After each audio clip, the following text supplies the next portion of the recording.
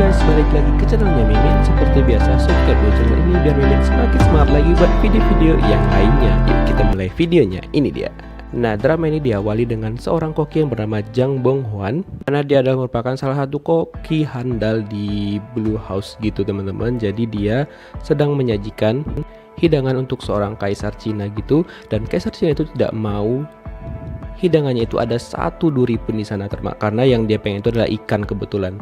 Nah, ternyata ada orang yang berkhianat kepada si Jang Bong Hwan ini dan menaruh duri di ikan milik kaisar Cina tersebut. Oleh karena itu dia langsung diburu polisi, dan polisi pun pada malam harinya langsung datang ke rumahnya gitu teman-teman, untuk dia dimintai keterangan mengenai hal tersebut.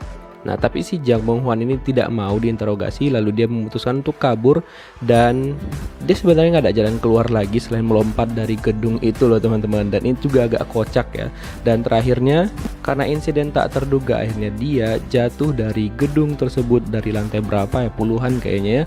Dan yang paling kocaknya adalah pada saat jatuh, pada saat dia ngelihat cewek cantik itu di slow motion gitu ya. Bisa gitu jatuh slow motion, apalagi ada cewek cantik, nggak paham. Dan dia akhirnya jatuh ke kolam, dan nggak tahu kenapa di kolam tersebut tiba-tiba saja dia melihat seorang perempuan berbaju hanbok gitu, ataupun pada zaman-zaman kerajaan gitu teman-teman. Dan perempuan itu tiba-tiba saja mencium si Jang Bong Hwan. Dan adegan ini diingatkan lagi ya, Mimin ingat pada saat drama The Legend of Blue Sea. Benar nggak ya? Nah, setelah itu pas bangun-bangun dia udah ada di zaman Joseon dong teman-teman, di zaman kerajaan, dan dia bingung banget kok dia bisa berada di situ. Dan yang paling membuat dia kaget adalah dia tiba-tiba menjadi perempuan. Otomatis si Jang Bong Hwan itu kaget banget loh, kok tiba-tiba dia terjebak di dalam tubuh seorang wanita. Apalagi sepertinya dia itu berkedudukan sebagai seorang ratu, dan dia pun dikelilingi dengan pelayan-pelayan yang banyak banget, apalagi pada saat dia keluar gitu loh teman-teman. Nah, karena dia belum terbiasa dengan hal itu, dia kaget banget dan dia langsung kabur dari sana. Dan kalau kalian nonton di dramanya itu adegannya kocak parah ya. Jadi mereka itu saling kejar-kejaran, jadi pelayannya itu ngejar-ngejar dia gitu. Dan dia pun masih kaget banget karena harus terjebak di dalam tubuh seorang wanita, karena dia nggak terima dengan hal itu gitu loh teman-teman. Sampai-sampai seorang tabib kerajaan pun dipanggil untuk menyembuhkannya, tapi tabib kerajaan pun udah mulai nyerah dengan hal itu. Lalu dia meminta pelayannya untuk menggelitiknya agar dia bisa terbangun dari mimpi itu, tapi ternyata itu bukanlah mimpi, tapi itu adalah kenyataan yang harus diterima oleh Jang Bong Hwan, bahwa dia harus terjebak di tubuh seorang wanita Joseon. Nah, lalu pelayan itu menceritakan kejadian kronologis kenapa si ratu tersebut bisa pingsan, dan dia pun mengetahui sumbernya adalah danau. Kemudian dia mencoba pergi ke danau, tapi ternyata tidak berhasil teman-teman. Dan di sini juga kocak parah ya, pada saat dia melompat ke danau, ternyata danaunya itu udah kering, dan terakhirnya nyaplak kayak gitu aja, dan dia langsung kotor. Sumpah ini kocak parah sih adegan di sini teman-teman. Dan pelayannya juga mengatakan bahwa air itu sengaja dikosongkan semuanya di sana karena untuk keselamatan sang ratu. Aduh, dan dia semakin bingung, apalagi pada saat dibilang bahwa mereka akan segera menikah. Dan inilah dia sosok sang rajanya teman-teman. Jadi rajanya itu bernama Cheoljong, dan dia itu rajin banget ngebaca. Dan pada saat Mimin tahu dia apa yang dia baca itu adalah buku kayak 19 plus gitu loh teman-teman. Kalian bisa ngertikan sendiri kan, maksudnya awalnya memang mau muji gitu kan, dia adalah raja yang bijaksana, yang rajin belajar. Tapi pada saat kalian lihat apa yang dia baca, bisa definisikan sendiri. Sumpah kocak parah sih ini, ngakak di episodenya gitu loh. Nah, setelah itu si Jang Bong Hwan versi cewek datang nemuin si raja, dan si raja tuh kaget banget kenapa tiba-tiba calon ratunya jadi kayak gitu, jadi gestrek gitu loh. Dan di sini juga terjadi perdebatan di antara mereka berdua, dan dia juga meminta raja untuk mengisi air danau itu lagi, tapi si raja tidak mau menuruti permintaan si ratu. Baru ini drama kerajaan kocak ya, biasanya kan agak menegangkan, nggak paham lagi. Dan setelah itu juga dikenalkan karakter ibunya raja ataupun janda ratu.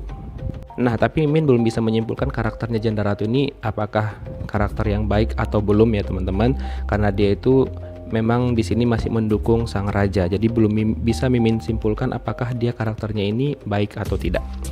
Nah, pada saat meeting kerajaan, tiba-tiba saja dibahas mengenai sang ratu. Jadi ada yang mengatakan bahwa ada yang melihat ataupun seorang kasih melihat kejadian pada saat sang ratu itu jatuh ke danau, dan dia mengatakan kayaknya bakal ada orang ataupun otak di balik semua ini ataupun di balik kejadian itu. Dan dia menuduh seseorang yang berasal dari klan Zhou gitu teman-teman. Jadi anaknya sekretariat kerajaan yang bernama Zhou Huajin. Tapi si sekretariat kerajaan itu tidak terima kalau dia dituduh ataupun anaknya dituduh terlibat dalam insiden ratu yang jatuh ke danau.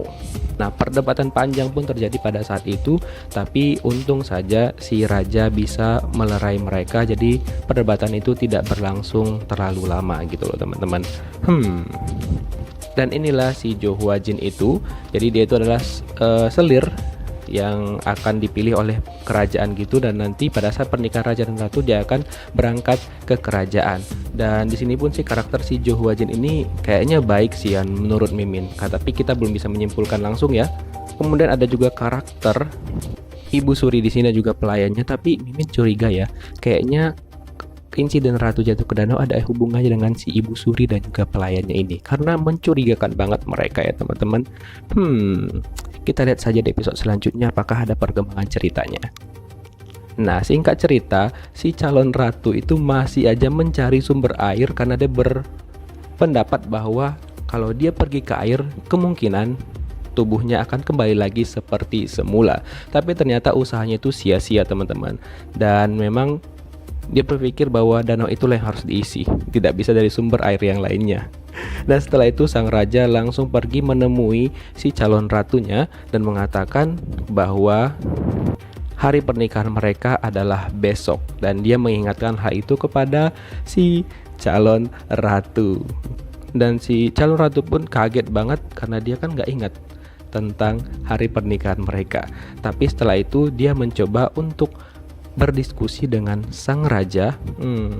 Dia berharap bisa mengundur pernikahan mereka gitu loh teman-teman. Dan dia juga mencoba jujur kepada raja, mengatakan bahwa dia itu adalah laki-laki dan orang yang raja lihat itu adalah bukan si calon ratu sebelumnya, tapi orang lain gitu loh. Tapi walaupun gitu, dia udah berusaha menjelaskan kepada sang raja, tapi kayaknya sang raja itu nggak terlalu menggubris apapun yang dibilang oleh si Jiang Bonghuan ini. Malah sang raja menganggap bahwa dia itu bercanda, lalu meminta pelayan-pelayannya untuk membawanya pergi dari sana agar besok pernikahan mereka itu bisa berjalan dengan lancar. Sumpah ini kocak parah sih. Nah, pas malam harinya dia itu langsung dibawa lagi ke dukun ataupun ke tabib kerajaan dan dicoba untuk diobatin lagi, karena mereka anggap dia itu kayak kerasukan gitu loh. Karena dia itu kan kayak mati suri ataupun koma gitu, tiba-tiba sadar dan langsung bertingkah aneh. Dan besok harinya tibalah pada saat hari upacara pernikahannya dengan sang raja. Dan mereka sudah langsung bersiap-siap untuk memakai pakaian pernikahan ala kerajaan Joseon gitu teman-teman.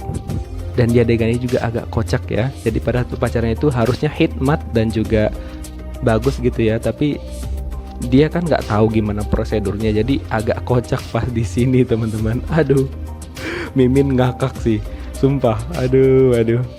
Dan ternyata nama asli calon ratu itu adalah Kim Soyoung, dan dia pun akhirnya tahu pada saat disebutkan di hari pernikahan mereka. Dan ingatannya pun mulai kembali teman-teman.